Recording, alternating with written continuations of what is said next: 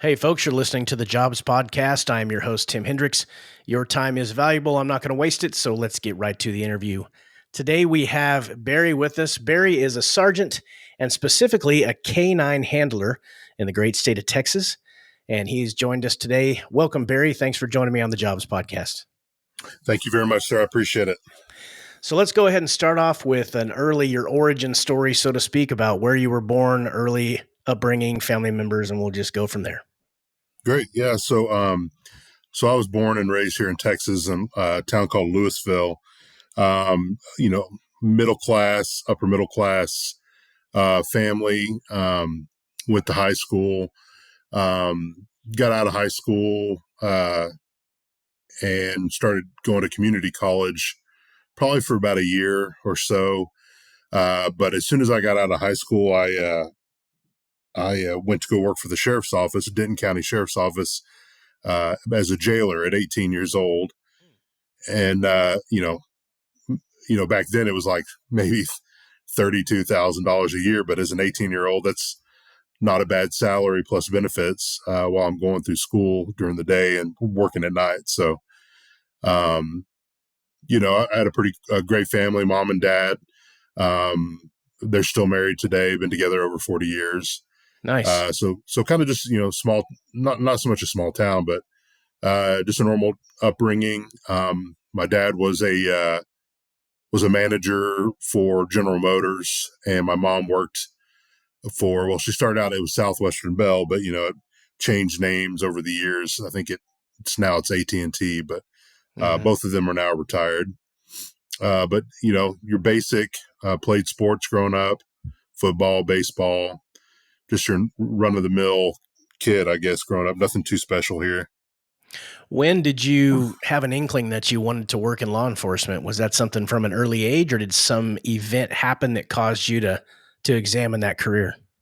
Well, ever since I knew what a police officer was, I was always passionate about it. I always knew it. I mean, we'd been around police officers, school resource officers growing up. Yeah. But we had my best friend, Justin. We've known each other since T-ball. We're still really good friends. He was the best man at my wedding, but his dad was Secret Service. Oh. And he was kind of like a second dad to me. And growing up, I got to see all these cool things that he did, and he would show us around his different work vehicles. And there was a specific incident that I thought was just unbelievably cool. We were two young kids going to school. It was an elementary school thing. I don't know if you remember, but they'd have you bring your bike and do like a bike rodeo safety day or whatever.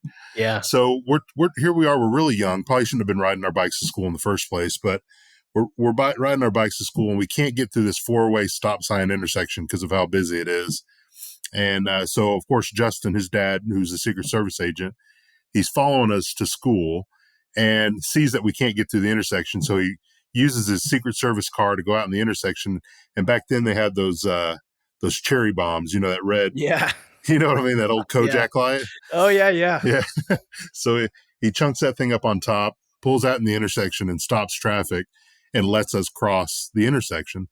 And it just so happened that a busload of our friends was sitting at that stop sign. Nice. And sees, I mean, it was street cred, essentially. Yeah. We got a little bit of street cred. But I always thought that was really cool. And, as I grew up with him, he was a huge influence in my life as it relates to law enforcement. He when they moved away when we were young, they moved down to Austin because he was assigned to the Lady Bird Johnson detail, was actually protecting her on her ranch down near Austin. And I actually got to go on a hunting trip down there to hunt on her property to help the game. I guess they had wild game out there, and every year they had to manage it. And so we got to go out and go with a professional hunter as young kids, maybe in our teens. And after we were done for the day, we were about to leave, and I got to meet Lady Bird Johnson. He took us up to the house, and I got to meet Lady Bird Johnson, which is a really cool thing. Back then I thought it was okay, but now seeing the, how cool that was to meet a former first lady, that was pretty neat. So, and we got a personal tour of their property down there, the house.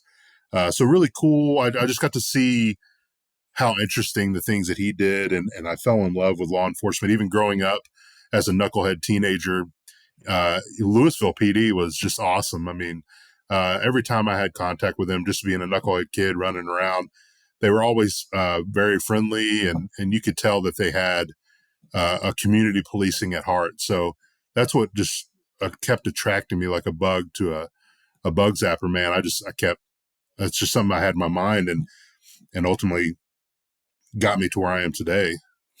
There's a lot of, it doesn't make the news a lot of times, but you'll see it on some social media.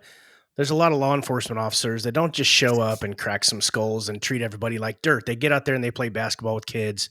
They check on Absolutely. people. They are a positive influence. And that's really what policing, that's a big part of policing that it really isn't mentioned enough. You know, and I agree with you because we see all the cool police chases. You know, you see the fighting and people getting tasered, things like Yeah. that. Yeah. And that's part of the job, absolutely. But, you Sure. know, and we don't care whether this gets seen or not. But I mean, even today, me and my guys will be eating at a restaurant and little kids will come running up to us, which we love because that means their parents aren't teaching them to be scared of us. But Yeah. you know, little kids come running up to us and they apologize. Oh, I'm so sorry. I'm like, no way. I mean, they want a sticker. They want to say hi. Hmm. It's those small interactions that we have with the public that can change the life of a child just by a simple contact. It did that for me. Yeah. And we have to remember that. And I think, you know, 99% of law enforcement knows that. They're out there every day contacting the public. They're joking around and spending quality time with our community, but that's typically not what is glorified in the news or on Yeah. social media that often. It's usually the high speed or the one out of a million chances that, you know, an officer's made a mistake and did something he wasn't supposed to. So Hmm. small impacts make a big deal. I mean, it did for me. It has a real cumulative effect. And I do wish more of that stuff was highlighted on the news because I think that is more effective as far as the impact on society and kids younger realizing this is just another guy. He's got a badge on, yes, but you're also a father, a husband, a son, a friend, and those are people. They just want to go home at the end of the day, just like you do. Absolutely. Yeah. Absolutely. So your schooling, you decided to go to school and you were working as a jailer at the same time. Yeah. That's a pretty full load for an 18-year-old. Yeah, you know, it really was. And looking back on it, I can you know, you see some of the young guys nowadays, I had my mind made up so bad that I wanted to go out. I wanted to get into law enforcement. So I started thinking, well, I can't become a cop at 18. So how do I get my foot in the door to start getting a Mm, little bit of experience and maybe start trying to understand if this is really the route I want to go? And, you know, getting my foot in the door working at the jail, uh, I'm looking back on it now, it was such an amazing experience. And honestly, I think every cop should work in the jail before they go out on the streets hmm. because it really teaches you. In the jail, you don't have the tools that we have on the street. You have your negotiating skills, you have your voice, your verbal judo, and Yeah. your hands, and that's it. Hmm. Excuse me. And you know, that really taught me how to pick up on people trying to manipulate things. And Hmm. it taught me really how to communicate as a young man at 18 years old. You know, I don't think I was very naive. My parents didn't, you know, shelter me to the world out, but it really opened my eyes to see what kind of people were out there in our community that, you know, most people don't realize, you know, and it teaches you to talk with different people from different lifestyles. And, you know, those couple of years that I worked in the jail before I went to the police academy, uh, man, that put me at a much higher benefit, or I guess gave me a better edge when it came to working the streets, just because didn't have to rely on intermediate weapons or um, just going hands on immediately. It really gave me, back before it was popular, the ability to de escalate situations, if that makes sense. Yeah. Probably gave you a lot of street smarts too, learning with people, all the tricks of their trade, so to speak. Oh yeah, and they're bored. You know, you got people that may be going to do life Yeah. or spending 30 years, 20 years, 10 years in jail. They're bored. You treat them with respect because they are people that made mistakes. Yeah. and they're just like you and I. They just made a mistake, and they're being held accountable for it. And so, if you treat them like just normal people, like we're the same thing, a lot of them spend a lot of time. I learned Spanish in the jail, just because we were bored. I'm stuck in there for 8 hours with these fellas, and here I am learning Spanish, and they've taught me a lot of Spanish that's probably saved my life over the years. Teaching you ins and outs on looking at prison tattoos, things that I can recognize on the streets that could give me a little bit of extra officer safety to realize maybe who I'm dealing with, so I'm not caught off guard. So as an 18-year-old, that's just, I'm drinking water through a fire hydrant, if that makes sense. You know what I mean? That does. Were you also able to interact with some of your future coworkers, the older guys that would bring people in? Oh yeah, absolutely. You're building these relationships with patrol and Yeah. working for the county. We see your municipalities coming into the county, so you're meeting all these different people, and I'm kind of a social butterfly anyways. I'm really big on networking, and that's a big deal in law enforcement, Yeah. especially when you work for a smaller town. I built these relationships that today has, I, I have good friends that we work patrol together. Now they're chief deputies or, captains and chiefs of police at different locations. So, it's these relationships that you build, in your tenure, even at a young age. It's so important. When you were doing this the jailer job and you were going to school, were you getting your criminal justice degree? Initially, I was just working on my basics, trying to get my basics out of the way. Okay. My initial plan, it's funny you asked that. My initial degree was actually going to be in business, something that this was Hmm. way back in the day.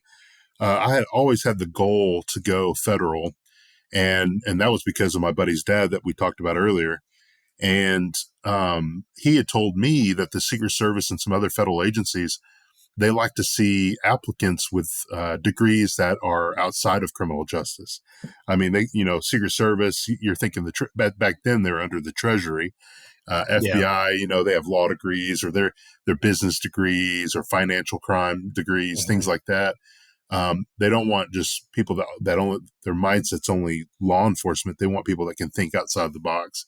And so back then, when I had the inkling to go federal, I had started working on a business degree. But I will tell you this: a mistake that I made looking back now.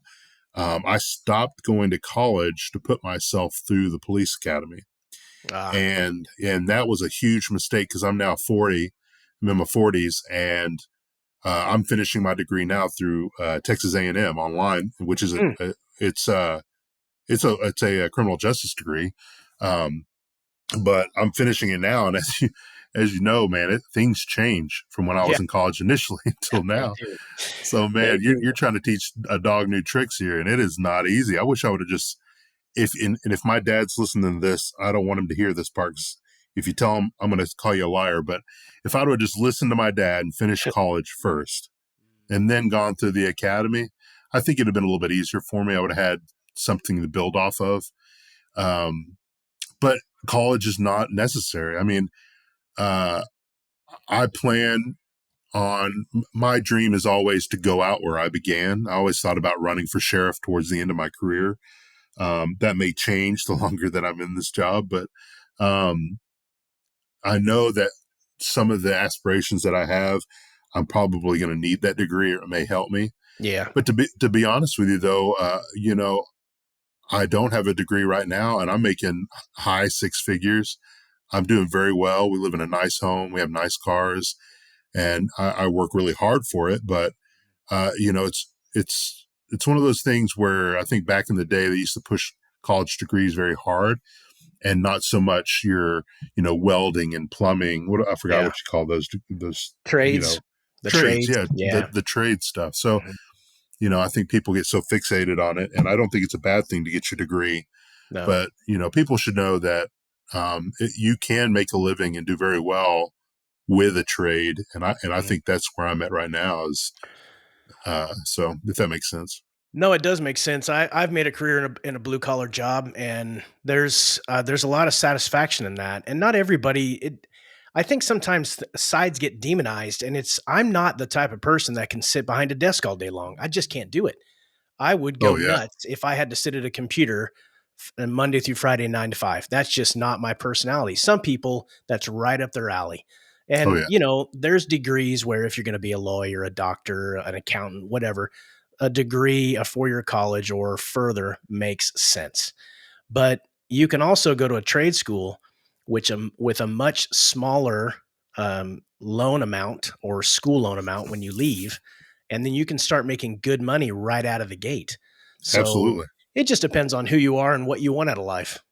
Absolutely. And Yeah. and there's no shame behind it, and No, not at all. me, I'm getting up there in age, but as a canine handler, that was one of the things that I love. Even though I work for a small agency, we're right in the DFW Metroplex, so we stay very busy. Yeah. And my chief loves that we go and help anybody that calls for it, because not all agencies have dogs. And I love it. I love going and helping anyone that calls. I do have a dual purpose dog, so we do narcotics tracking and apprehension. So even Hmm. as I get older, I'm coming into 20, 21 years of doing this job. And I still love chasing bad guys and driving around on nights and getting in the mix. So, I'm like you, I couldn't sit at a desk all day. And, you Yeah. know, I was joking around with my captain a couple weeks ago, and I'm like, man, he said, well, you're going to be in my shoes one day. And I was like, man, I hope not. I couldn't, I couldn't sit in this office all day. I'd go stir crazy. Yeah. There's so much paperwork these days when you have a promoted position like that. It's ridiculous. Absolutely. So you got your is it post certification or you're through the police academy? You are now working as a police officer. How long did you do that before the canine entered the picture? Well, I started working for the sheriff's office. I spent a few years there, but um, back then at the time, sheriff's offices usually don't pay as much as a municipality. Okay. And so I left the sheriff's office on good terms, and I actually wish I had never left. If I look back on it now, but I left to go work a short stint with a different agency called Pilot Point Police Department, and I spent about a year and a half there. And it was great. I met some of my best friends that I have now that are family to me. And I stayed there until I found back in 2008 when I got hired on at the agency that I'm at now. And I've been there 17 years. In June will be 17 years. And they were one of the higher paying agencies in the county. Better equipment. They gave us the things that we needed. So that's what really attracted me to there. Uh, and I've been there ever since. And I became canine back in 2015. We got a new chief of police, and not to dog the chief of police before this one that we have now, but he was not someone that liked to stir rock the boat. He was one of those Right. guys that liked to keep it going, and he was real friendly, great guy. But our current chief, who's been there about 10 years now, his name's Patrick Arata. He was actually a former retired DEA. He was a SAC over the aviation division. Hmm. And when he came in, I'm telling you, our world changed in Trophy Club. He likes to spend money, and he likes to get it, and he likes to buy us the things that we need. And probably about less than a year of him being there, he knew how badly I'd been trying to start a canine program for a few years, and our old chief just wasn't biting off on it. And here we have this DEA guy coming in as chief. I was like, man, I think this is my time to shine. Maybe he'll be the guy to bite off on this. And so one day, one of our sergeants over the criminal investigations division, he was talking to the chief, and the chief brought up to him, it's like, hey, has Trophy Club ever had a canine program?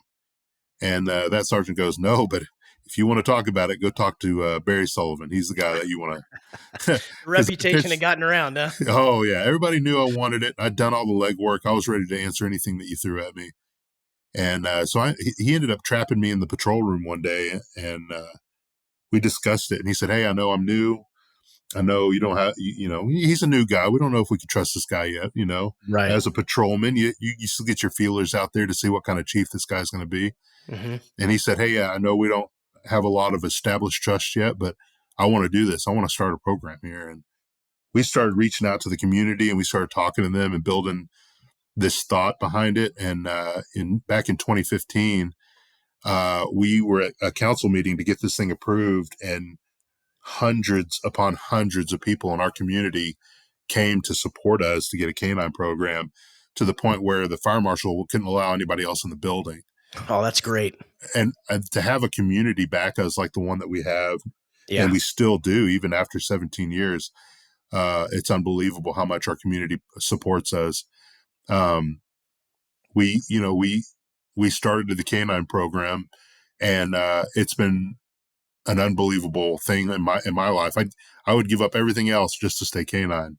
So it's just an unbelievable thing, and I'm so glad that that chief had the dream to do it with me, and we've been so successful since. Do you think that his openness to it, did he have familiarity with canine units with the DEA, and so it was a pretty easy transition for him? No, I don't think so. I mean, he came from the aviation Oh, okay. All portion right. of it. And a funny thing that, just a side note, is we have staff meetings every year where he asks us what kind of equipment we want, because he wants to spend money on us. And every year I ask for a helicopter, and every year he turns me down. So, excuse me. But no, I think this chief is one of those guys where he thinks, the criminals are getting smarter as technology gets, more and more. We have to keep up with the type of criminals that we're seeing in today's climate. And this chief wants to spend money and get us the tools to keep us on the edge. And that's what he's thinking when he comes in. It's not so much that he's in love with the canine program, but I think he just wants to give us everything that we can to make our town stick out, especially from other communities around us. We're part of Crash Program, SWAT. We have so many opportunities for a small town, and it's all because this guy has brought it here and given us this opportunity, which obviously helps with recruiting and Yeah. retention. Yeah. And but also other agencies will call for our expertise to come out, like the canine and our crash team and things like that. It's good to know that we may not always be the highest paying agency, but he's going to do everything he can to get us the tools that we need to do our job and to do it more efficiently, if that makes sense. It does. It's nice to have someone who wants to give you all the tools in your toolbox, to use that common phrase, to allow you to do the best job that you can. And canines seem like such a natural, the hearing, the vision, the smell, the speed, the teeth, everything in law enforcement just seems like that is a no-brainer. And I did a ride along when I was probably in my early 20s with a canine officer. This was out in San Diego, California. I'm not from there originally, but I went to college there, and it was beautiful. And the cop was great. I had a lot of fun. His dog was nice, but I realized when I was done, I was like, I don't think law enforcement is for me. My personality fits the fire side a little bit better. All right. Or I think you have to be a little off kilter to work in the fire service. So I fit in with those weirdos better. But Yeah, I'll agree with you. I've always been fascinated with canine. It's just such a cool relationship between the officers, I guess I should say, to be correct. But what was it about? You said you were passionate about the canine unit from the very beginning, before you even had a program. What was it that basically pulled you in that direction? I've always been a dog lover, Yeah. and I've always loved dogs. I've always had a dog. I've always enjoyed the relationship that we'd have just with your normal pet. Um, I will preface this with, I had no clue what I was getting myself into when I actually went to go get my first dog. Something that the chief and I had talked about when we decided to do this was, we don't need this foaming at the mouth, just angry Yeah. dog that's just Right. going to nuke everyone. We need to be able to have a dog that will do his job, but also, Have an off switch. be an ambassador to the community, because there's Sure. not everybody loves the police, but mostly everybody loves dogs. Yeah. And so by doing that, I told the chief, I'm going to come back with a dog that is going to be, this go-getting dog that's going to go out and bite bad guys and find drugs, but also would allow a kid to pet him. We need that Yeah. switch. We need that personality for the type of community that we're in. Some agencies, that's all they want is a dog that, just is going to eat anything when it gets out of the car. And that's okay. Yeah. It just depends on your, I guess, clientele. But Sure.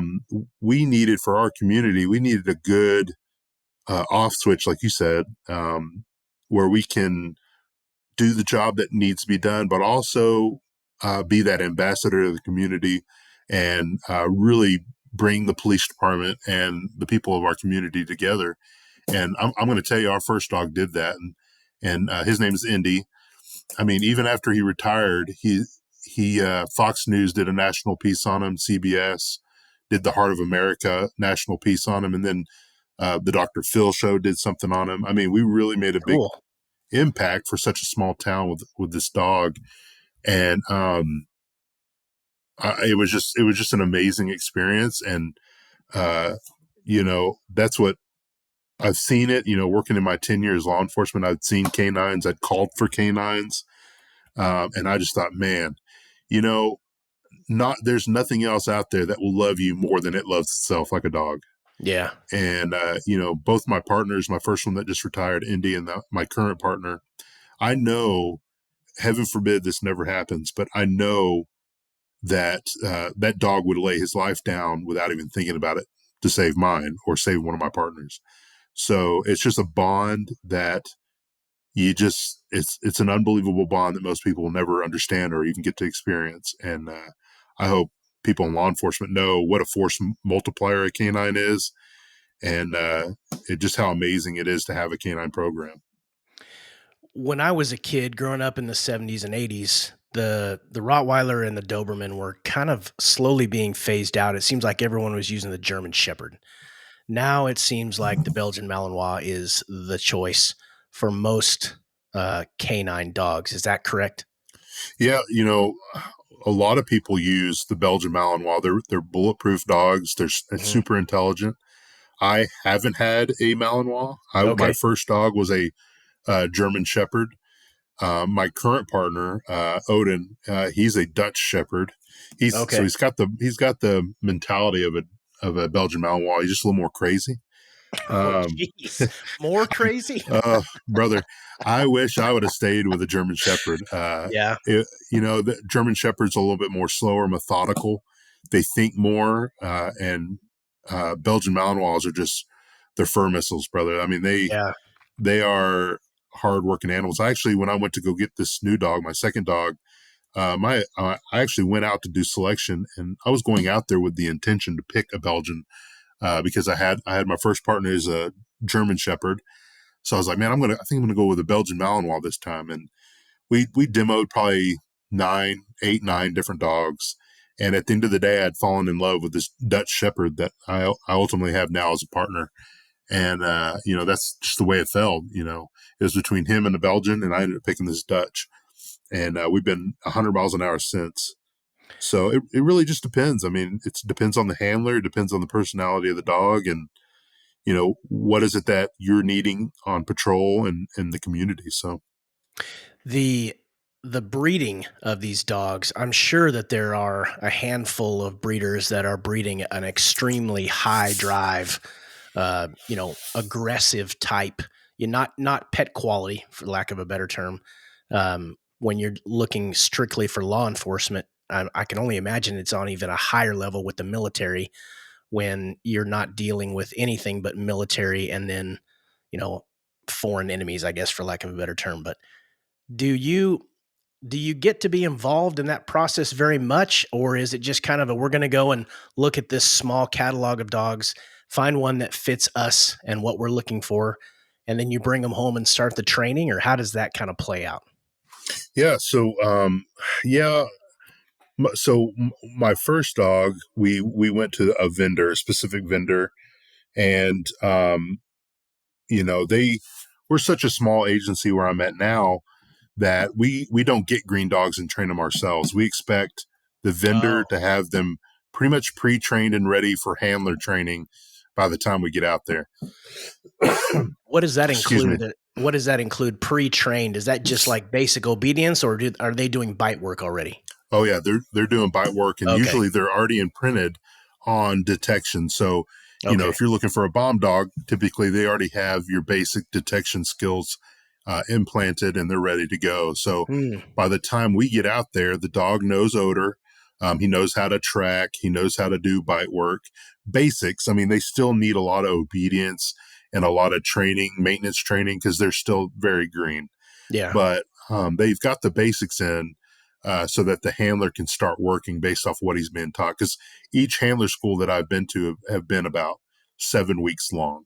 So we're out there for 7 weeks training every day with this dog with the vendors, trainers to get ready to team up with this dog and go back to our city. Because by the time we're done training, we're driving back home. We have to be ready to hit the streets immediately. Oh, wow. Okay. Yeah. What age are the So dogs typically at it when you're basically going live with them? so Indy, my first dog, he was a little over a year and a half, still very young. So it was nice because the longevity of him on patrol was really nice because um, he retired at about 10 years old. So we got about 9 years, a little over 9 years out of him on patrol, which is kind of rare for a German Shepherd. Hmm. But we changed it this time. The Dutch Shepherd that I picked, he was like 2.5. So he turned 3 in December or September of 24. So he was a little bit older, but also a little bit more mature and very determined. So I was able to see a big difference in selecting a young juvenile dog versus picking a more mature dog that's had a few years to fill in what he needed to have. So definitely a difference in selecting dogs from the first time and the second time. But I wouldn't change it at all. I mean, it was a great experience. You always hear about the intelligence of the Malinois, and a Dutch Shepherd is similar to a Malinois, is it not? Oh yeah, yeah. I thought they were. They're usually bigger. Okay. I'm a big guy. I'm 6'2", 6'3", 300 pounds. I'm a big dude. So I can't have this little bitty little dog that I'd carry around in a purse next to me. I need a dog that's gonna. And some Belgians, I mean, they can get pretty good. They can get some big ones, but Yeah. what I loved about this Dutch Shepherd is sitting next to me, we look proportionate because he's a big boy. Mm. But don't let him fool you. He's already jumped my 6-foot fence in the backyard to chase rabbits. So I mean, he's I'm going bald because of this dog. But what you had mentioned earlier is you're absolutely right. We don't just pick dogs from Joe Bob out in the country. Yeah. These both of these dogs were imported from Europe.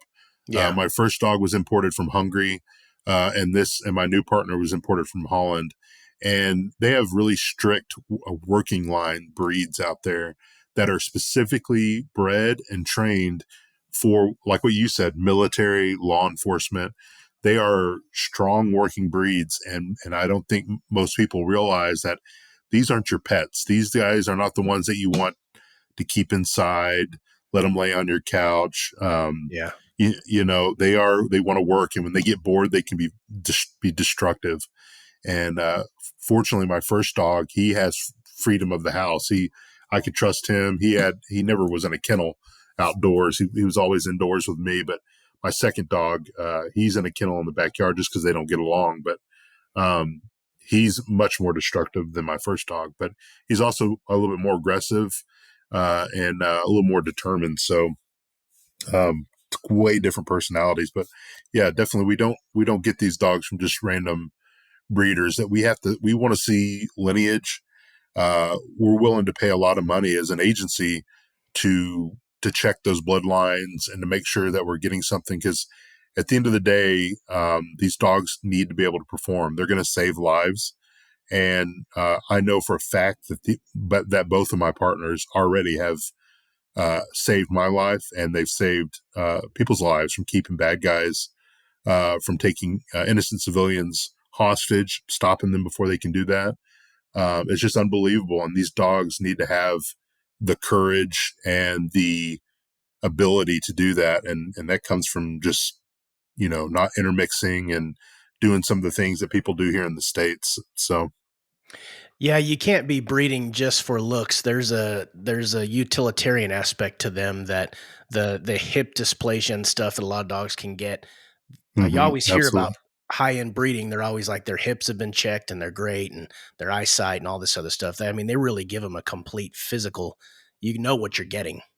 Absolutely. And we did that as well. We brought him home, had him run through the gamut of our veterinarian. We love him. He does great stuff. I mean, we're doing x-rays and blood work, and we're just really making sure that these dogs are healthy. And honestly, they get better health care than I do. We, my chief, he said, no holds bar. My administration, my captain is amazing. I don't have to ask to go to the vet. If they tell me, hey, if you think you need to go to a vet, we don't care. Just go. Spend whatever you need to spend on him to Yeah. make sure that he's healthy, that he's happy. And our administration's big on that. They treat my dog like an officer, if not better. So I'm very fortunate that they will let me spend whatever money I need to make sure that he's happy and healthy, which is great.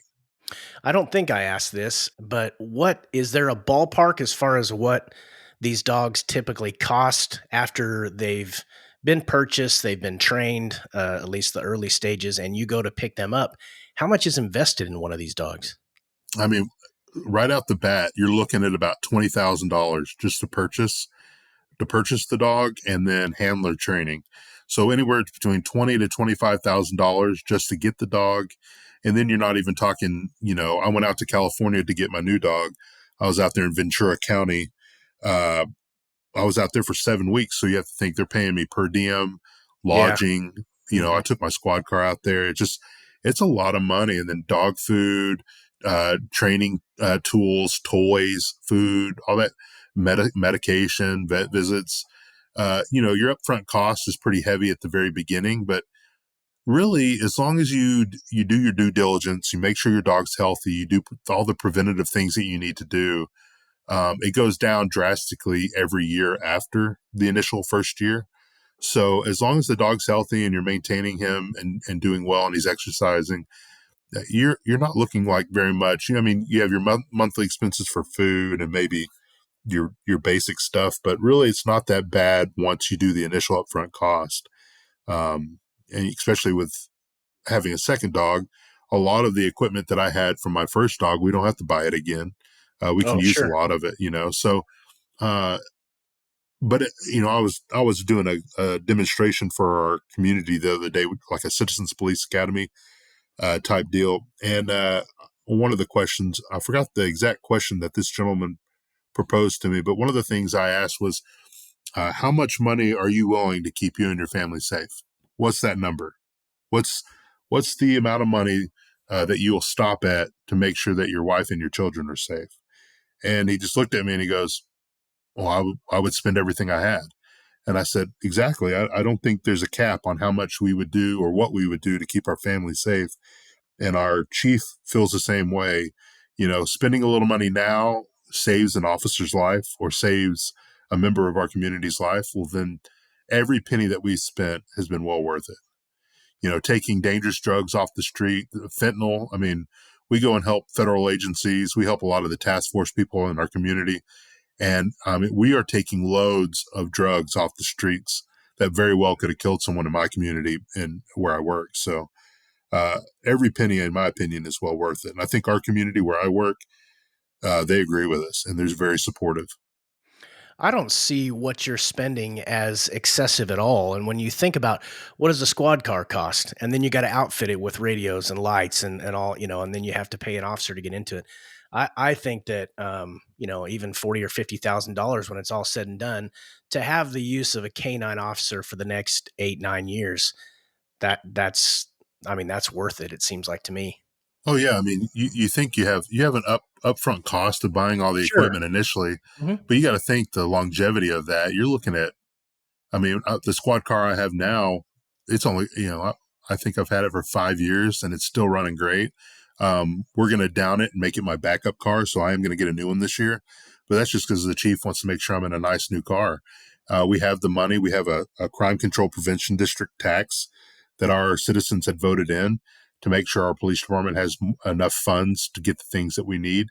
So, we allocate those funds to make sure that our equipment's in top condition. Yeah. And, but, really, as a take home car, that canine vehicle goes home with me. So it's not in the rotation. It's not being shared. It's not running 24 hours a day, 7 days a week, like some other squad cars do. Longevity out of that, you're getting more bang for your buck, essentially. One thing I'm curious about, when you go somewhere, if you have to, Texas, it's hot in the summertime. And if you have to get out of your car, is the air conditioning still running, or is there a supplemental air conditioning unit in the back for the canine? Oh, whenever we're on duty or if there's a dog in my car, it stays running the entire time. The Okay. only time the car turns off is when we're off duty going home and it's parked in the driveway. But it's constantly running to make sure that not only is he getting air conditioning or heating, depending on the time of the year, but our cars are outfitted with. We use Ace Hot and Pop system, not to name drop, but they're a tried and true company that provides emergency safety systems for our police cars. My agency even paid for an extra function that that it has its own mobile card in the squad car. So even when I'm turned away, we've got heavy duty fans so that if it gets too hot, uh, the back windows automatically roll down and a heavy duty fan kicks on, and it actually sets off the alarm on the car, which has Ah, lights and sirens. Then it pages my phone. So at any point, I can look at the app on my phone to see what the vehicle's looking like, if it's running, if it has enough fuel, what the temperature is inside the car, how the battery's doing. And if there's any kind of trouble, if it gets too hot or too cold in that car, it sets off the alarms. It notifies me and it notifies my command staff that there's a problem and that I need to go out there to my car immediately. These systems save the dog's life. And there's been so many times I've read where some of these dogs have died in a hot car, yeah. and you find that their agencies didn't spend the money to get them the equipment to keep them safe. And that just blows my mind that a police department is going to spend so much money for an incredible asset like this dog, and they're not willing to pay for the safety systems to keep them safe while you're away from the car. Yeah. I thank God every day that I have, and that's what's so horrible in our culture now is administrations that don't back their police officers. I have a chief, a captain, and a lieutenant that's all they do is make sure I have what I need, and they're willing to spend the money to keep me safe. They're willing to keep that dog safe, and I think a lot of agencies are like that where I'm at. But it's like I think we pay maybe $100 a year for this service. I mean Geez, that's that's worth. crumbs. Oh, that's Yeah, worth it. I mean Absolutely. that's a crumb. I'd pay out of my own pocket to Yeah. keep this, and it's great because I can, as a sergeant, I still manage a patrol shift. I have the collateral duty as canine, but I'm still a patrol sergeant. I'm also the sergeant over our field training program. So there's times I have to go into the office or I have to go to a meeting or I'm on a call for service because I'm getting called as a supervisor there and my dog's out in my car and I need that peace of mind to know out here in this Texas heat that my dog is comfortable and that if something happens, we're gonna get onto it way before that dog's ever uncomfortable. Yeah. How many hours of training? Let's shift gears for just a second and talk about your day to day interaction with your dog. You wake up, when we have a dog, we wake up. All right, it's time to go out for a potty break. Go outside. Do you play for a little bit before you come in and get ready for a shift? How do you keep the dog? Because you've got high drive dogs, there's got to be an outlet for them during your workday. How does Oh that yeah. play out? And then how does the training factor into that? Or are they tied in together? Well, it's a little bit of both. I mean, uh, every day, like today is my day off. So right now he's out in his kennel. I can see him on my camera right now. He's laying on his bed. He has a patio. Uh, it's kind of hard to describe, but he actually has his own house that our community built for him. Oh, nice. Um, yeah, he's got a patio, a patio, and an indoor area that's air conditioned and heated. He's got Wi-Fi. We've got cameras out there. He's got a Wi-Fi driven fan. So Does he want a roommate? I mean, I listen, think brother, I thought about putting an Airbnb on and you come stay with him and you'll get a discount, but he's got yeah, an unbelievable setup to keep him safe out there. very cool. But, like right now, he's just hanging out on his patio. He's sleeping. He's relaxing, just like I'm trying to relax on my day off. Yeah, I go out there and I throw the ball and play with him. But honestly, he's just like you and I. On our days off, he wants to chill out and relax yeah. because he gets super excited to go to work. And I wake up early in the morning. I go out there. I give him some breakfast and let him go to the bathroom. And then we get geared up. He sees me in uniform. He knows what's happening.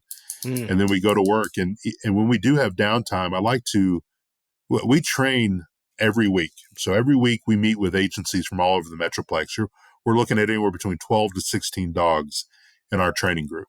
And we meet to train on the disciplines that our dogs are trained on: narcotics, tracking, apprehension. And every week is a new thing that we work on. But we do live scenario training. We do, drug disciplines and tracking. And every week we get together and we train for about 6 hours together and really maintain the dog's proficiency. But something that I like to do, especially on slower days on patrol, I like to take my team, my patrol officers that are on my shift, and even the officers from the shift of the agency nearby, because we work so closely with them. I'll call them over and tell them to meet me at a certain spot, and we'll do a training track together, or we'll do some practice mock felony traffic stops on how to do a felony traffic stop with canine, how to do it without. I mean, just like us as police officers, me and my team, we need to stay proficient in training, and that's no different for these dogs.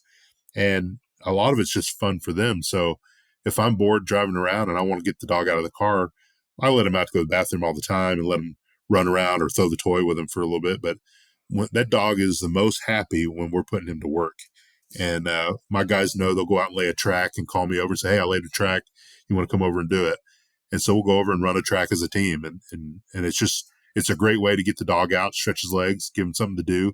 But also it's great residual training for my patrol team and the patrol teams of the agencies nearby, so that they know what to do on an actual scenario, on an actual deployment. When you get together with these other units that have multiple dogs, I think you said you had 16 or 18 at once. Is that the Yeah, number I heard? about 12 to 16 if everybody Okay. shows up.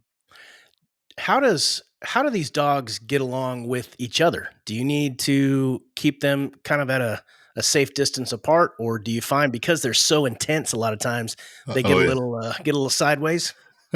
Yeah, I mean, they're all alpha dogs. They all, Yeah, like right. us, they got that type A personality. So, Mhm.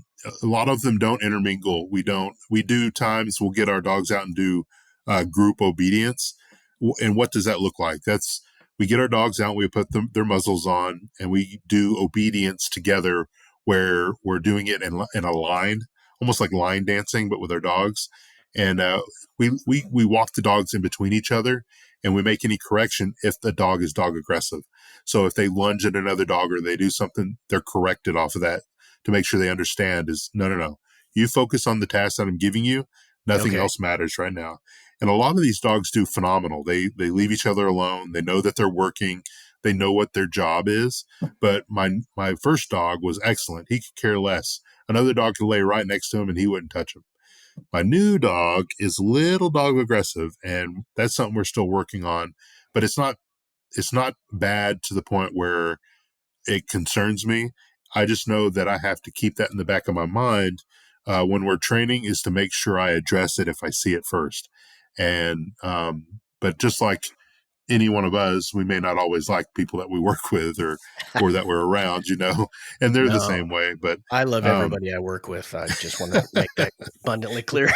yeah, whoever's listening, I love you guys, and Yeah. yeah, but it's they're just like us. They have these amazing personalities, and sometimes they can be cranky. Yeah. And these dogs have bad days just like we do. You know, one day your dog may be a rock star out there, and the next he's like, "Man, I'm not having it today." You had mentioned something that made me think about the gear that they wear. You mentioned a muzzle. Do do a lot of departments that have canine units, I mean, I'm sure they have a collar, but do they have any kind of like a harness that maybe is Kevlar or bulletproof harness or any kind of armor protection that they can use? or is unfortunately just the reality of the job that they got a collar and that's it? Oh no, we have so much equipment. Really? Oh yeah, we have so much equipment, and if you think about it, these dogs too, they learn by that equipment. So what do I mean by that? He has different collars and different harnesses that I put on him, and when you do that enough in training, when you're out in the real world, when I put his tracking harness on him, he knows exactly what he's going to do. Ah, okay. There's so when I put his tracking harness, he comes out with his nose to the ground, ready to do what he knows what he needs to do. Hmm. It's unbelievable how smart these animals are. I have two different kinds of Kevlar vests that he wears. We actually deploy with our SWAT team. My first dog and the second dog, we both deploy with our SWAT team. So they both get, both my dogs have had Kevlar. Fortunately, because of how expensive they are, there's a company. It's called, it's a nonprofit. It's called Vested Interest for Canines. And it's unbelievable. They've provided both my first and my second dog with Kevlar for them. So that when we're out on SWAT deployments or on maybe a building search with a violent individual, these dogs are protected. Their bodies are protected from both your stabbing instruments and your firearms. So we have all kinds of equipment. I have goggles for him. I have ear protection. We have different collars for different deployments, tracking lines, different leads like short, 6-foot leads, waist leads, traffic leads, anything that we need depending on the type of deployment that we're going to go to.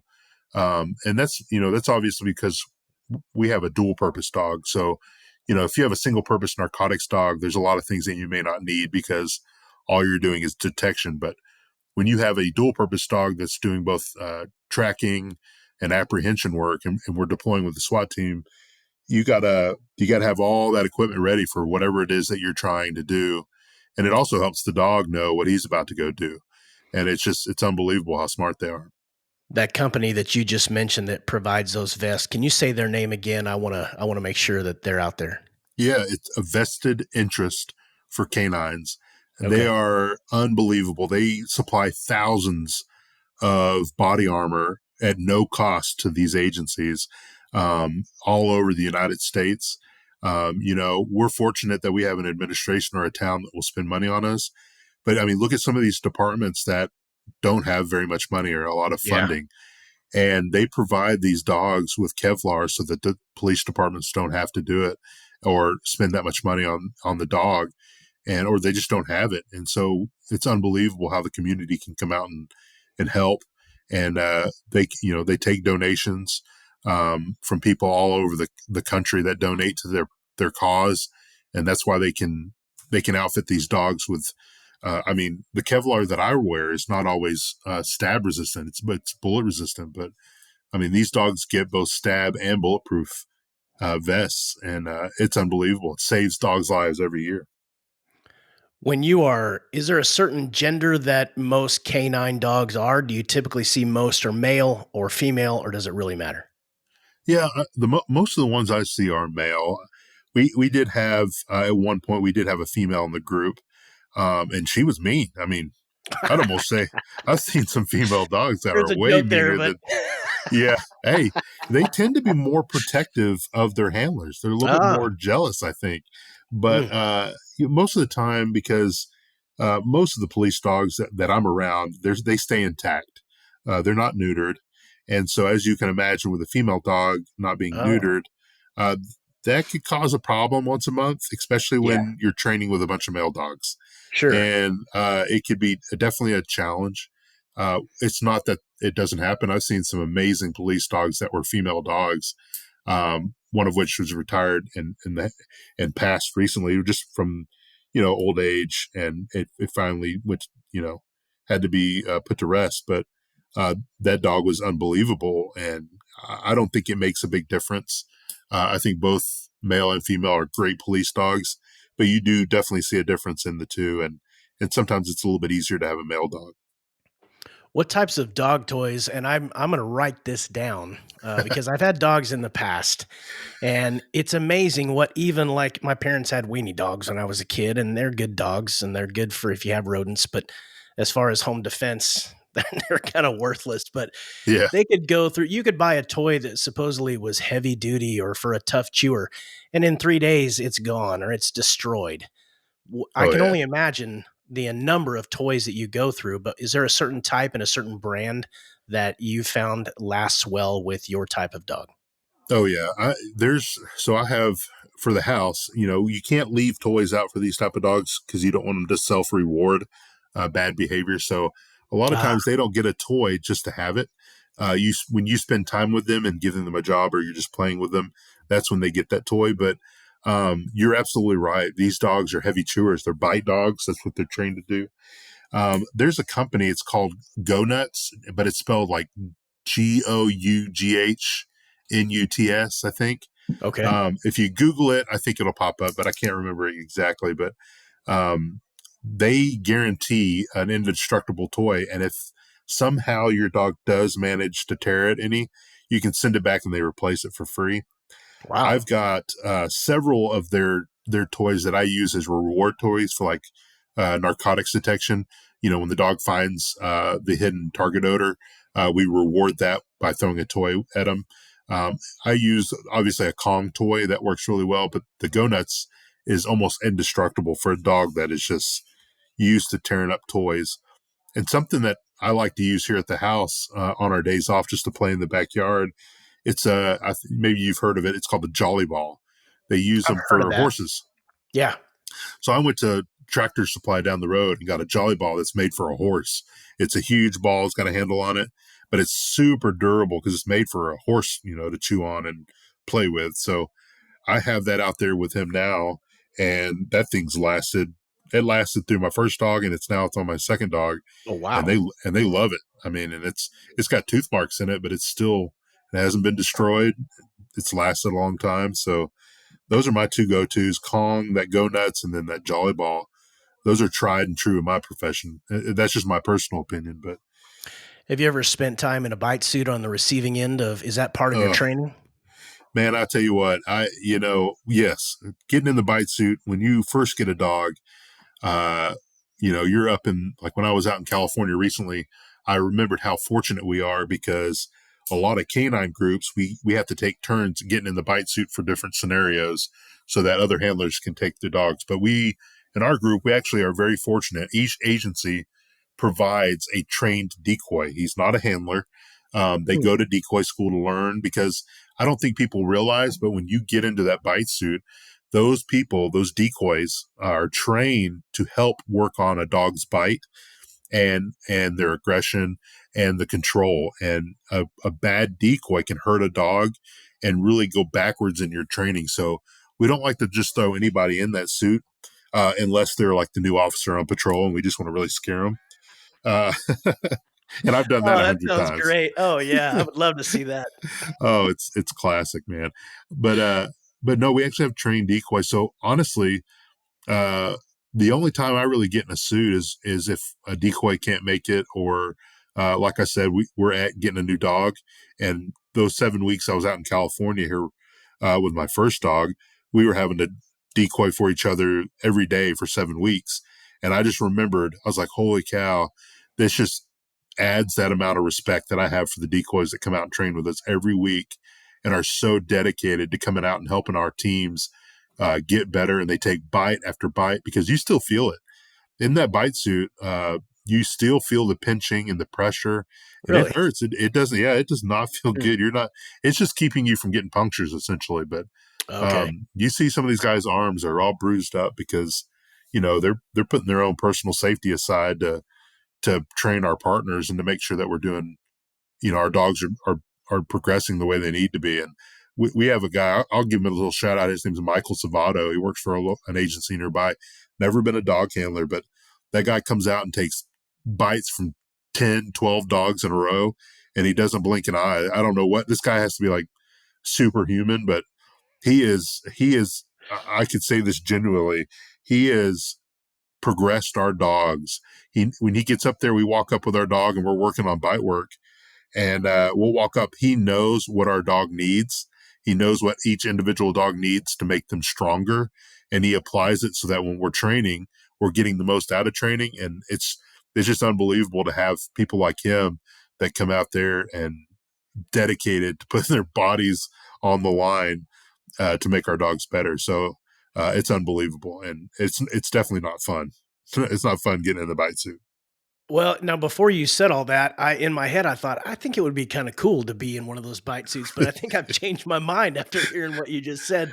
I didn't It, realize it, you would feel, that oh much. yeah. Oh, you'll feel the pinch. You feel every bit of it. And it's always funny. We'll get new recruits that come in and they'll say, "Oh, I want to get in the suit. I want to get in the suit." And I'm like, "All right, let's go out there and get in there." So we'll get them in the suit, and you see as soon as that dog gets on the elbow or on the. Yeah. Have you ever been pinched on the back of the arm? By mom or Ooh. dad, they pinch you. Yeah, yeah. Now imagine a dog's mouth back there pinching the heck out of you with their canines. It does not feel good. Yeah. So it's fun to see their faces. They're not so excited about getting in it a second time. That's for sure. Is there big competition with people wanting to be canines, or do you find that the folks that it's from the beginning of their law enforcement career is like, nah, I want to do canine, or do you find people slowly kind of graduate towards it or move towards it? What lane do you finally get most of your recruits from for canine? Man, I think back, 10 or 15 years ago, I think it was a more popular thing. I think people wanted to do it. But honestly, now I don't see, I train with really big agencies in the Metroplex, Dallas Fort Worth Metroplex, and I won't name them specifically on this topic because I don't want it to come off as disrespectful. But when you have agencies that are so big that just one of their patrol shifts for a night has more officers than my entire department, and you maybe have one or two people put in for an open canine spot, Hmm. law enforcement has changed a lot from when I got started. And the thing about canine is it's not a 9 to 5 job. You're not, when you go home for the end of your shift, you're not done being canine. You have a dog that you're responsible for. You do training at home in your backyard on your days off by doing obedience, things like that. It's a 24-hour a day job. And you have to understand that once you get that dog for the next 10 years or until even after the dog retires, you have a responsibility to take care of that animal. So I think people don't quite understand the dedication it takes to be a handler and the training that goes behind it. And so it's not a very one of two things. One, it's not a very sought out thing by younger officers because they're, I guess, maybe a little nervous about it. But you don't see a lot of people giving it up. True handlers that get in that spot, they love it. I mean, they have a passion for it, and so they don't want to give up their spot.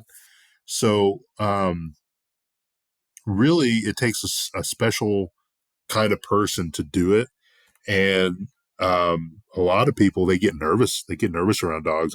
I can't tell you. I love bringing my dog into the PD, and I'm fortunate that a lot of people in my shift love the dog and are not scared to be around it. But I mean, you do have some officers that are just they don't want to be around him. They're nervous around the dog, and obviously you can't have that mentality if you want to be a handler. So Cat I don't know. If, people, am I right? yeah, yeah, and I don't know if that answered your question or not. I'm being a chatty Cathy, but No. it does take a lot of work, and it's not just like, oh, put them on the end of the leash and let them go to work. It's a team effort. It's 110% from me and 110% from that dog. And you have to understand, going on vacation with your family, taking off for the weekend to go somewhere or do something, this dog is attached at your hip. You are responsible for him 24 hours a day, 7 days a week. It doesn't end at the end of your shift. You're still responsible. So it's a lot of dedication, a lot of work, but it's so rewarding. Something that you just mentioned right there made me think of a question. You talked about if you go on vacation with your family. Now, if you have a spouse or you have kids, this is a decision in your career that is going to affect every member of your family. And so it's not, we can't just drop everything and go away for the weekend. The dog goes with us. Absolutely. Yeah. My first partner, we went out to Destin Beach. I usually have my mom. My mom's a local, so I don't like to board my dogs. That's just a personal preference for me. I don't like to board these animals because they are working dogs, and I get nervous about how they'll react when being boarded. And also, too, I don't know if other people vaccinate their animals appropriately. And I don't want my dog getting sick from someone that may be a little bit less responsible. But I typically will have my mom come house sit, and she would take care of the dogs for me. But there was a time where we were going to go to Destin with another family. We rented a beach house, and my mom was not able to come over. She was not feeling well, and she couldn't house sit. So here I was like, do I board this dog or do I take him with me? So my first dog got to go to Destin Beach with us. He stayed at our Airbnb. The hosts of the Airbnb were amazing. They welcomed us with open arms, and I actually got to take him to the beach for the very first time in his life, and it went really well. But I'm you have to make those arrangements and then prepare if those arrangements don't go through. So it's a lot more planning and things that you have to do. When we just had a baby back in August, and so there was a time where we were staying at the hospital, and fortunately, I have this amazing network of canine handlers that we train with, and they took turns coming over to the house to let him out and feed him and make sure he had water, and just took care of him, played with him a little bit. They were used to him because they knew him and he knew them. So that helped us out greatly. But like we talked about at the very beginning of this podcast, this was law enforcement networking. You build your family in law enforcement, and these people, we take care of each other. We're there when you need us 24 hours a day. And these guys, my canine family, they're my brothers. We take care of each other. We take care of each other's dogs. And that's a huge benefit of this canine family. So it is a lot of work. It's 24 hours a day. To continue with the theme of basically living with a dog, a canine officer like that, when a dog's career comes to an end, if they have, a health issue or something, how does that transition into, I don't know if civilian life is the right term, but do they live with you or until they just naturally pass away or have to be put down, unfortunately? Or how does that retirement part kind of play out? Yeah, we got super lucky. My first partner, Indy, he's here right now. He's looking at me. He's watching me during this while we talk. From the very beginning, he's always been an indoor dog. So his transition was actually very well. And he retired just it was my own decision. Some dogs have to be retired because of medical issues or things like that. I just knew that he was becoming more fatigued, and that I wanted him to be able to retire and live out his life in retirement as a healthy dog and be happy. And so I sat down and thought, hey, when would be a good time? When would be a good age? I had that conversation with my chief. And the only thing my chief said back to me was, you tell me when you're ready to retire that dog and when you want another one, and I'll have the money to do it. There was no, well, can we get another year? Or, it was you make the decision when you want that dog to be retired and you tell us. And so that was so empowering for me because he's turning 11. His birthday's on 4/20. If you know anything about 4/20, that's hilarious. A drug dog birthday on 4/20. Yes, I do. Yeah. But he retired at 10 years old, and living. He's just a normal dog now. He acts like a normal dog. He obviously he's a little more amped up than most couch surfing personal dogs, but he found himself. He actually got a little depressed going into retirement, seeing me go to work with a new dog. That was a very odd thing for me to encounter. But what was great was we had our first baby, and he has shifted from being the community protector to being the home protector. He follows this baby everywhere. He lays next to the baby. It's like it's his job as a personal security guard for this baby, and so it's almost given him another purpose, and it's really helped out our dynamic here with having him here. But he's retired. He lays on the couch. He lays with the baby. He follows me around the house. He's a Velcro dog, but he's transitioned very well. But there's a lot of canines that don't get that luxury. They're either killed in line of duty or they get cancer. A lot of these working dogs get cancer, or German Shepherds, they get hip dysplasia. We talked about that earlier, and fortunately, he gets to live a healthy retirement, and so far he's doing great. When you have a retired dog, that if they're a a drug sniffing dog and you're walking through Lowe's, do they ever hit on somebody or something and you just kind of chuckle and shake your head and walk off? Or how do you kind of handle that part of it? It's like, hey, buddy, we're not working right now. Yeah, they're constantly sniffing. I took him to Home Depot the other day, and he was just all antsy because he was just super excited to get out of the house. And I started telling him, I gave him a search command, and we just started searching different parts of Home Depot. He didn't find anything, thankfully, but it was nice to see that he wanted to work and that he was looking for it. And I will tell you a story. We were when he was actually in active duty in another. We used to live in a different town that we do now, and we were out for a walk, and I saw a change of behavior. And without any direction, he went straight for a car that was parked on the street. And he started sniffing the car, went around the car, went around the car. He was obviously an odor, and then went to the back passenger door and went into an alert.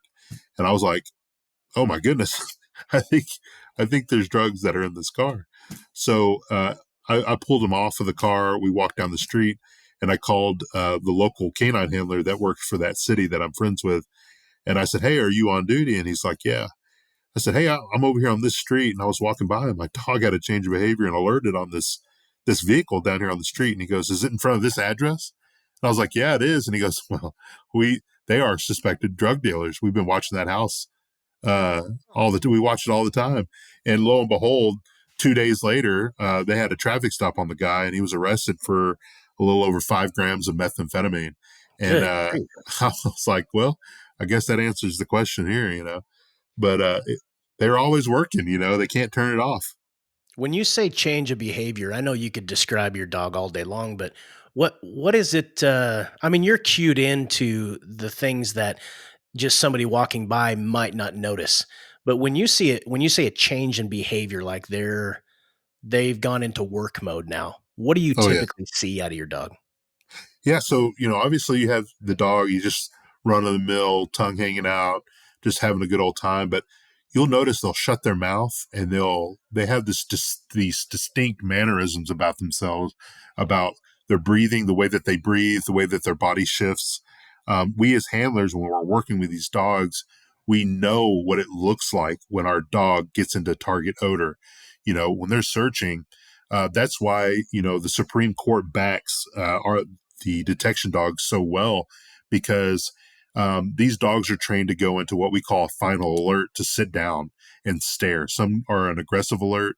Most people like a passive alert, because aggressive alert, biting or scratching could really ruin people's cars or Yeah, property.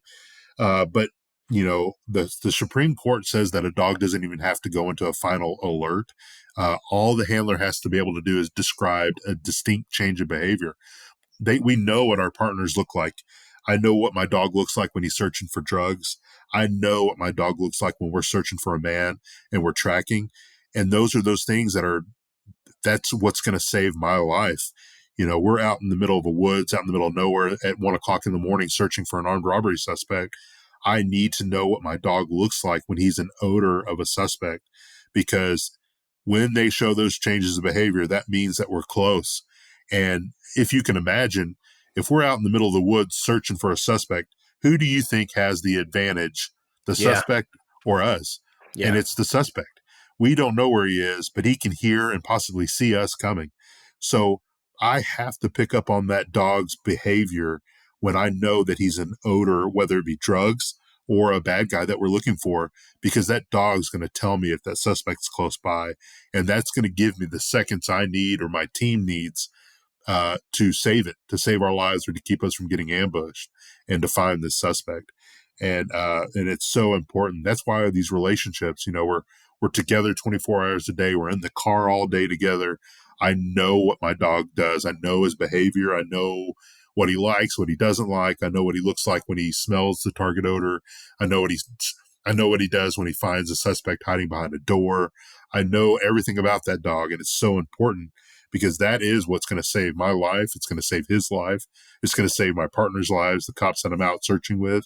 And it's super important. There's just so much into what we do with these dogs that we have to know their personalities, because it will save our lives.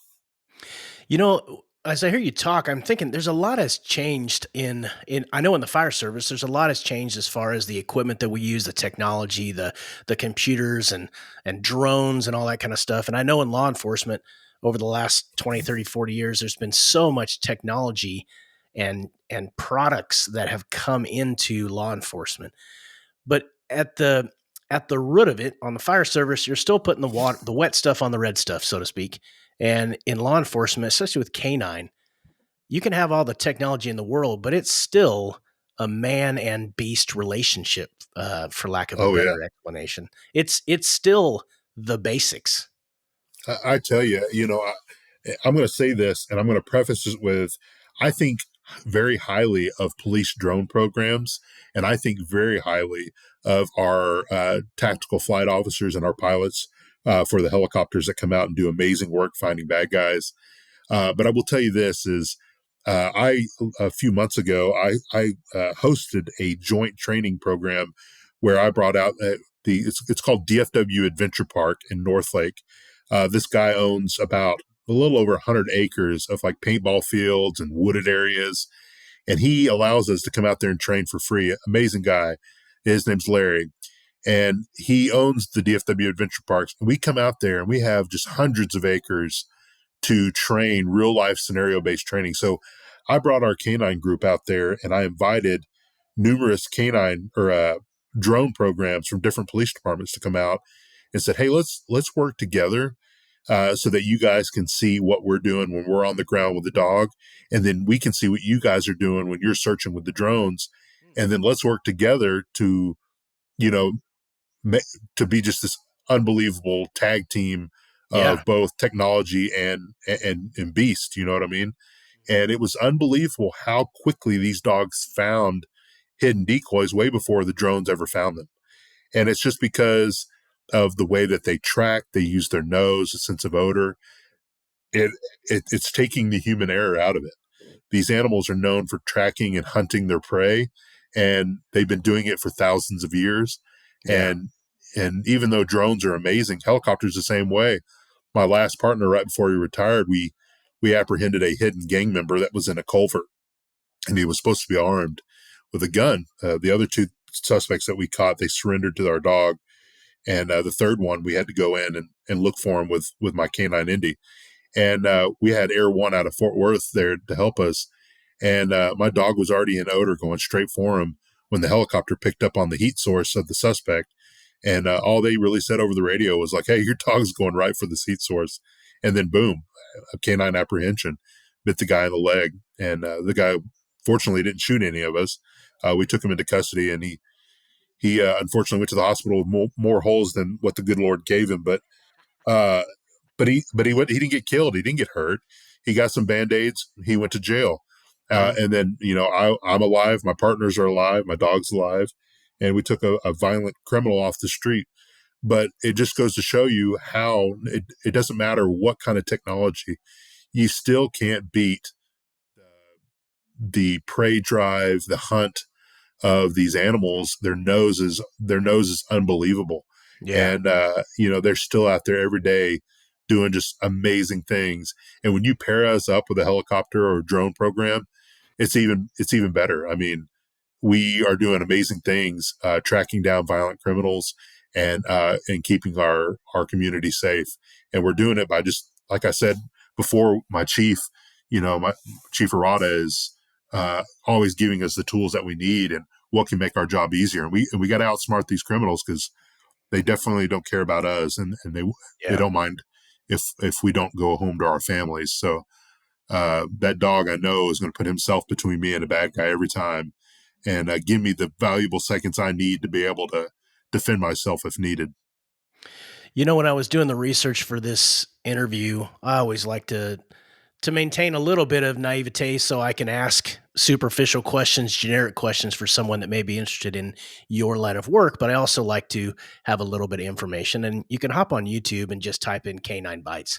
Well, my goodness, you can spend hours. I mean, Oh yeah, oh yeah, and it never ceased to amaze me that you will see these huge behemoth of a man that will have a dog latch on to a limb, and there is any masculinity that they had is out the door. And they turn into a blithering idiot screaming for their mom. And I Absolutely. understand that. I would do the exact same thing. So it's so impressive to watch a dog do what it's trained to do. It's just awesome. And you know, it's funny, and you're absolutely right. I've seen grown men cry. Yeah. I've been bit by a dog during training, and I was actually in the hospital because it messed me up pretty good. But what I don't always talk about, and people don't always ask, is how many times has the dog been deployed on an apprehension where they haven't been a bad guy and they surrendered because the dog was there? Yeah. And I'm going to tell you, there's been plenty of times as a sergeant where I get called to a scene of a uncooperative, violent person that's wanting to fight law enforcement. And they have no problem fighting the police. They don't care about our tasers or batons. But as soon as I roll up and they hear that dog going nuts in the back, it automatically changes their behavior. They know, they're like, okay, I know they're probably not going to just shoot me, but they will get that dog out of the car. Yeah. And they'll hear the dog and they'll see me walk up. I wear an OD green uniform and it says canine on my uniform. So I stick out when I show up on scene, and people know it changes people's perception immediately. And it's unbelievable how quickly people become cooperative, and they stop the aggression, and they stop their opposition against us when we're trying to conduct lawful business. And I can't tell you how many times just having a canine on scene barking keeps us from a use of force situation. And it's unbelievable. I've documented every single one of them with my first dog. I've documented them with my second dog. And I have all the stats. I don't have them with me now, but we record all these interactions, and I can show you just how many times we've taken people into custody where a dog has assisted without having to bite them. And it's an unbelievable tool. And contrary to popular belief, I don't go chasing bad guys to bite them. I hope they surrender. I hope that we don't have to use force against them.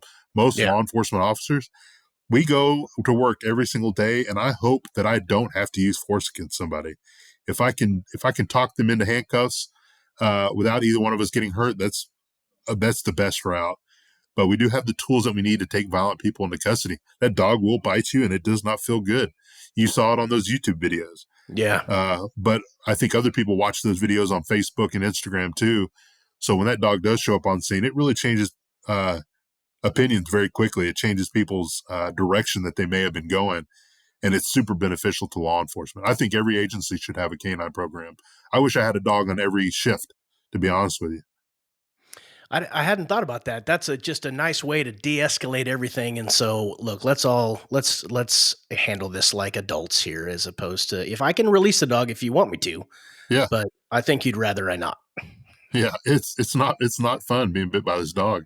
I've been bit during a training exercise. Another agency's dog got out during training and bit me in the arm. And let me tell you, it does not feel good. I'm a big guy, and that dog took me down. Mm. This dog has taken down full size men bigger than me, and it's amazing when they're, my first dog we were at a canine competition in Indy. He won the fastest dog competition during this competition out in Grand Prairie. He won the fastest canine award, and I think he got up to 35 miles per hour. So if you think about it, a 90 to 95 pound fur missile coming at you with a mouthful of teeth at 35 miles per hour, Yep. you're going to feel every bit of that. And Yeah.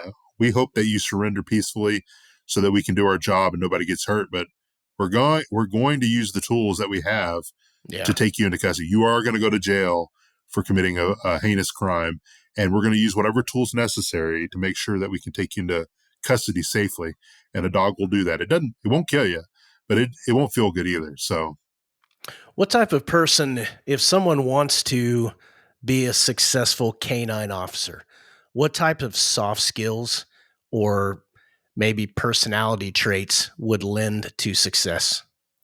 if you want to be a good canine handler, I think we could talk about this topic for hours. And people have other handlers probably have different opinions than me. This is just all my own personal opinions, but I think to be a good handler, you have to be patient. You have to be very patient and understanding. These dogs, as hard as they are, one little thing that they've never seen before may throw them completely off. Hmm. You have to understand, like, my first dog here is Indy. I'll tell you this. When Indy was brand new, he had never seen in-ground sprinklers, irrigation. This dog has deployed with the SWAT team, flashbangs, jumped through car windows, been next to me during gunfire, and doesn't bat an eye, not scared, doesn't care one bit. But one time we were in my backyard and the sprinklers came on, and you would have thought the boogeyman was back there. He was deathly afraid of the dadgum sprinklers, but he'd never seen that. I'd never walked him through it. I never showed this dog what that looks like. So to be a good handler, you need to be proactive. You need to be, this is a passion. Law enforcement needs to be a calling for you and not just a job. Because this job, you have to live and breathe this profession. And the cops that you see that are out there doing the Lord's work, they're not showing up 3 minutes before the beginning of their shift and leaving a minute before the end of their shift, if that makes sense. Yep. Minuteman. Do you understand what I'm saying? Oh, yeah. This is not a 9-to-5 job. Good handlers, good cops, good SWAT officers, good motor officers. This has to be something that you're passionate about and that you're not looking at the clock. You're more worried about doing the job proficiently and doing a good job at it. And it doesn't matter how long it takes you during the day to get to that point. And you can't be a clock watcher. You can't think, okay, well, I'm only going to do this when I'm getting paid to do it. I can't tell you how many times I spent in my backyard working on obedience and building a relationship with that dog, not because I didn't get paid to do it. I did it on my own time because I thought I have to be the best that I can be. This dog needs to be the best that he can be so that when we're out on the streets and lives matter, that I've done everything I possibly can to make sure that we're being proficient so that when the time comes, that dog without question is going to do his job and my life is going to be saved, a beat partner's life is going to be saved, or an innocent civilians whose lives they're depending on us to be in shape and to be ready, to be proficient, almost like being proficient with your gun. And for cops, for anything, not just canine, if you want to get into this, you have to think it doesn't matter how long I'll be here. It doesn't matter how long I'll be on shift, how long it'll go over, or working on my days off. None of that should matter. What should matter to you is proficiency and being the best that you can be. And when you can put that over, when you can prioritize that and not look at the clock and worrying about being out on time and go home early, I think that makes a good cop. Someone that's good canine handler is being proactive and understanding that every day with canines, man, you go to training one evening to work on a specific problem that you're having, but when you're working on that problem, you uncover 3 more that you got to fix. So I think you guys over in the fire service, I think you would agree with me on this, is as a law enforcement officer, if you think you know everything, it's time for you to retire because that's dangerous. Yeah. If you're not learning and you're not constantly trying to better yourself in the profession, then you need to retire and go find something else because it's constantly progressing. You always have to be working on yourself and your team, and you want to be the best that you can be, not only for yourself, your family to get home, but for the people that depend on you day to day. So I always talk about failure, and I always ask the folks on my show about how they deal with failure. It's inevitable that as human beings, we will make a mistake or mistakes periodically. It's just we're flawed by nature. And then when you throw in an animal and your relationship with an animal that, you use the example of the sprinkler system that kind of spooked your dog and he reacted differently than he would to other things that were just as stressful or more stressful. How do you best respond to failure with either you or your dog? That's a great question. And I'm glad that you asked it because we talk about this when we talk to academy classes, new officers, tenured officers, is we should be training to fail every single time. Every time you train, you should push yourself to find where it is that you're weak. Because in training, that's when we want to fail and we want to know where our weaknesses are so that we can fix them. He's no longer a handler. He was in our group. I love this guy to death. I'm not going to say his name because I don't want to embarrass him, but if there for a while, he was the type of guy that would come to canine training and only do the exercises that his dog did very well. We Oh, would put on a scenario, and if he knew that his dog wouldn't be very good at it, he wouldn't do it. And he would only do what his dog was great at. And it irritated me so much. And we had to have these conversations I'm not going out there to do what I know my dog will do best. I'm going to go out there and do what I can to help my dog get through a problem so that he gets better at where he's the weakest. And that should be for any of us. If I know that I suck at DWI enforcement, well, you could shy away and never arrest the DWI or pawn it off on someone else, or you could sign up for more training, go out there with a beat partner that you know is good at it, and start arresting as many DWIs as you can so that you can be proficient at it. Whatever it is, you could be scared off from it, or you could work harder to get better at it. And that's what we all need to be focusing on is if it is important that we find out and we fail. We have to fail as officers, as canine handlers. We have to find where that failure is and try to address it during training so that in the field, we don't figure that out in the middle of a dangerous situation. And you have to push yourself. You have to push your canine and find those failures. Do things, get outside of your bubble, do things that are uncomfortable for you so that you can figure out what it is, what's your threshold, what's your dog's threshold, know what you're good at, what you're not good at. Because at the end of the day, if you've never done it and you expose your dog to it and he doesn't react well to it, well, let's look at it. Have you trained vehicle deployments regularly? Is that why your dog's not wanting to jump in the car to bite this bad guy? Or the very first time the dog's ever been around a flashbang, he freaks out? Well, it's because he's never seen it. It's new. If you don't train it and get him comfortable with it, you can't expect for your dog just to naturally be accepting of this loud bomb going off next to its head. yeah. We have to figure these things out. We have to train it. You have to get outside your comfort zone because we do uncomfortable things. Firefighters are the same way. Normal people aren't running into burning buildings. No, we're not normal. Yeah. And cops and firefighters, we are not normal people. No. We're running towards gunfire.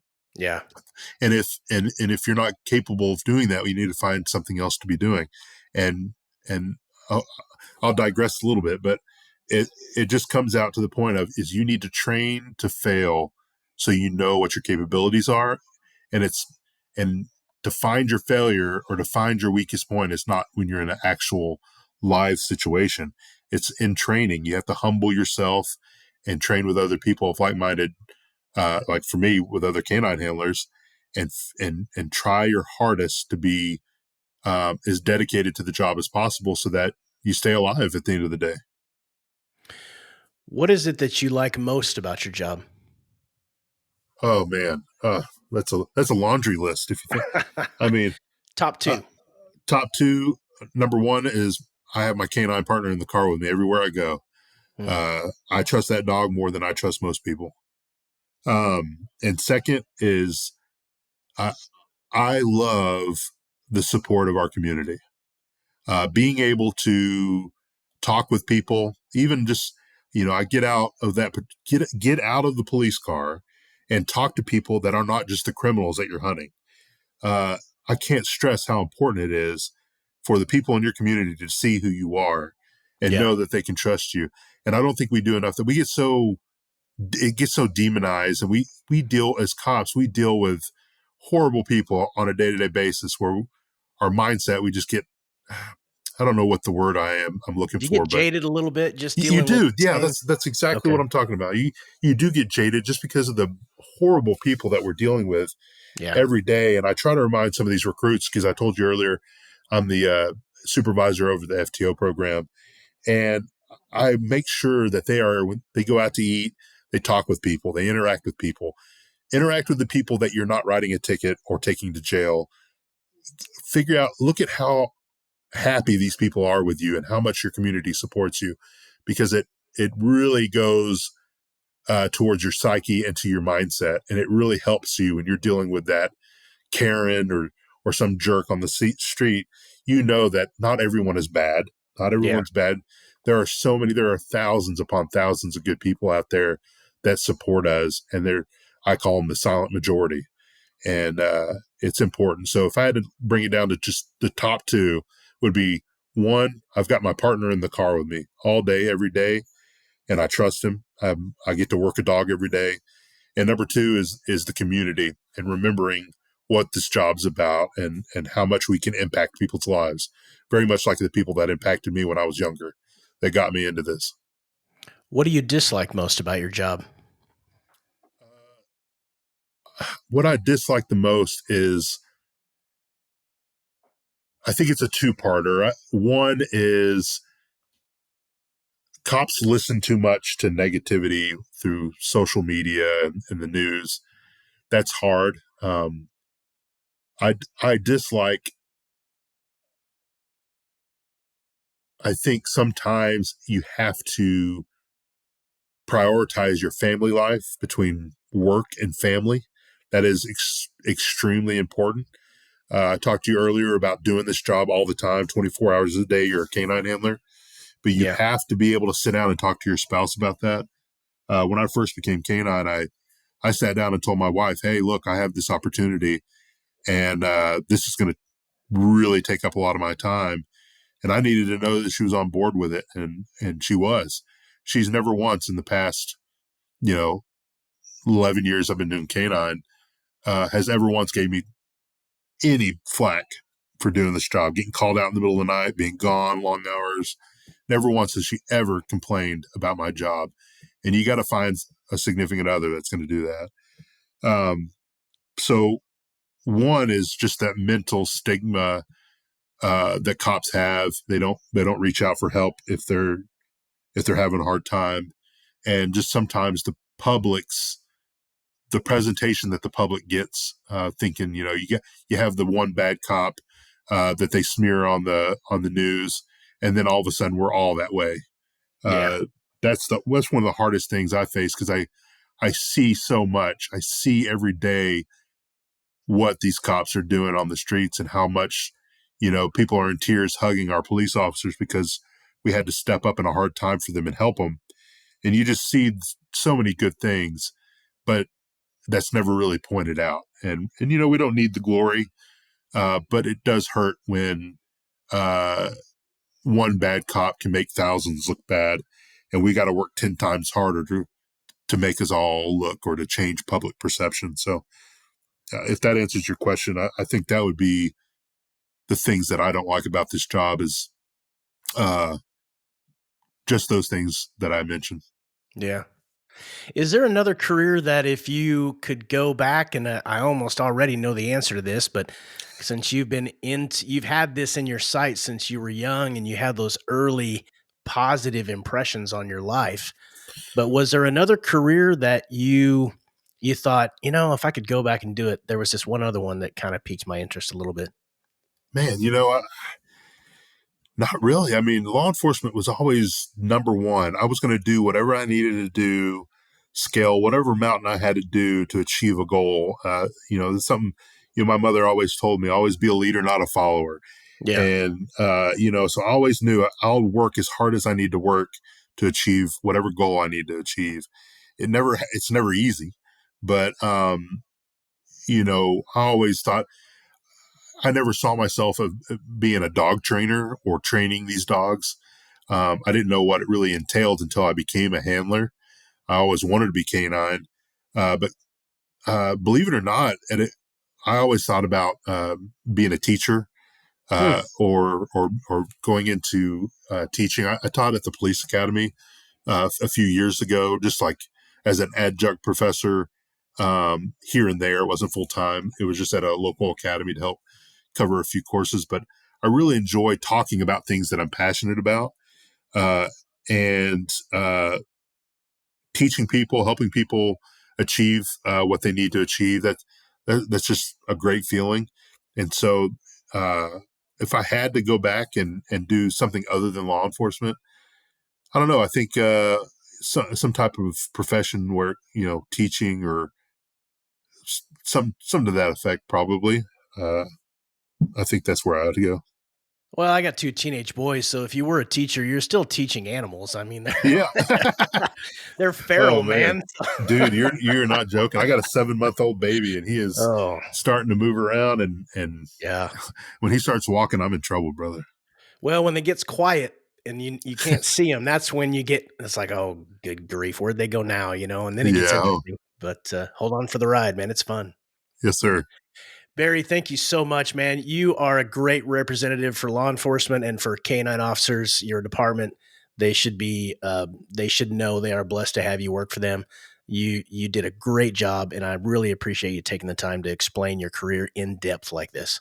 Yeah. Thank you so much for giving me the opportunity. I just hope others that may be listening to this, they continue to work hard and never stop trying to achieve their goal, because it's never going to be easy, but you definitely could do it with a little bit of hard work and determination for sure. So thank you for what you do and sharing these experiences with the public, so that maybe someone can take from this and achieve their goals. So Thank you very much, man. I appreciate it. yes, sir. Thank you. And that wraps up another episode of the Jobs Podcast. Thank you so much for joining me today. Hopefully you found that interesting. As always, I wait until the end of an interview to ask you to like, subscribe, and share. I feel it's important that I earn that support from you. Thanks again, and we will see you on the next one.